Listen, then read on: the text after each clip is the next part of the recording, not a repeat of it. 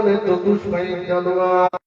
মানুষকে যেমন সুন্দর বললেন, মানুষকে যেমন শ্রেষ্ঠত্ব দিলেন, ওই আল্লাহ পাক আবার আমাদেরকে নিকৃষ্ট বললেন। নিকৃষ্ট হলো তারা পৃথিবী জমিনে পড়াশোনা করে যারা ভালো হবে না, নামাজি হবে না, রোজাদার হবে না, দিনদার হবে না, অন্যায়কে ছাড়বে না, মিথ্যা খারাপ থেকে নিজেকে দূরে রাখবে না, যারা ওয়াজ শোনার পরে মদ গাঁজা জুয়া লটারি দেওয়া ছাড়বে না, আমি আল্লাহ পাক জানিয়ে দিলাম এরা হলো জাহান্নামী। শুধু জাহান্নামী নয়, চতুষ্পায়ী জানোয়ার তার থেকে খারাপ। এ নওজোয়ান যুবকেরা, আপনারা তরুণেরা, তাহলে আজ থেকে আপনাকে শপথ নিতে হবে, আজকের মাহফিল থেকে জীবনের জিন্দেগিটা আপনার পরিবর্তন করতে হবে।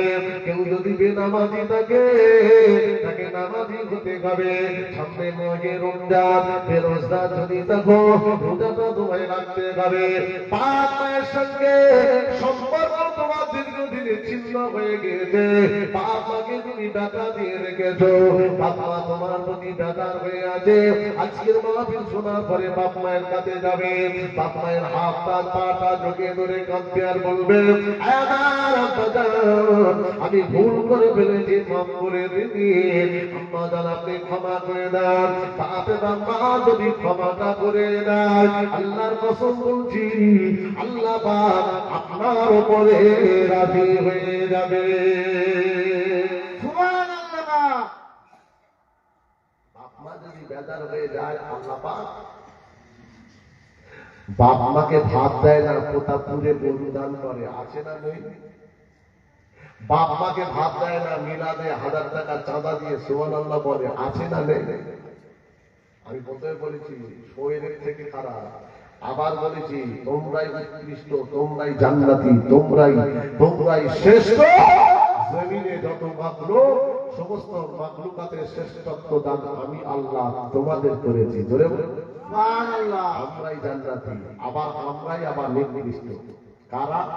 তারা ওয়াজ শোনার পরে ভালো হবে না যারা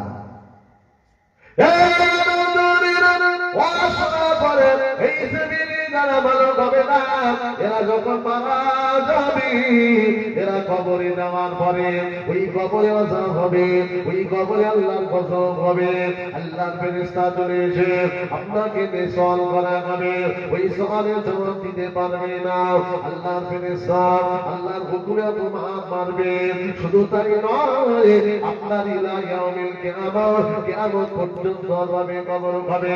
যেদিন কিয়ামতের দিন হযরত ইসরাঈল আলাইহিস সালাম সিংহায় ফুঁক দিয়ে দেবে, হযরত ইসরাঈল আলাইহিস সালাম ফুঁক দেওয়ার পরে কিয়ামত শুরু হয়ে যাবে। ওই কিয়ামতের ময়দানে আপনাকে যেদিন তোলা হবে, আপনার চোখ দুটোকে অন্ধ করে দেবে, চোখ দুটোকে কেড়ে নেবে, আপনি চোখে দেখতে পারবেন না। অন্ধ অবস্থায় ময়দানে মাশারে কঠিন দিনে কেউ কারো যেদিন হবে না, কেমন মায়া ফিরুল মারু মিন আকিহি ওয়া উম্মিহি ওয়া আবিহি ওয়া সাহিবাতিহি ওয়া বানি। ছেলে বাপের হবে না, বাপ ছেলের হবে না, মেয়ে মায়ের হবে না, মা মেয়ের হবে না, বন্ধু হবে না গো। ওই দিন সবাই সবার থেকে চলে যাবে, জমিনটা তাবা হয়ে যাবে, মাথার গিলগুলো টকটক টকটক করে ফুটবে। আর ওই দিন আল্লাহ চোখ দুটোকে আপনার বন্ধ করে দেবে।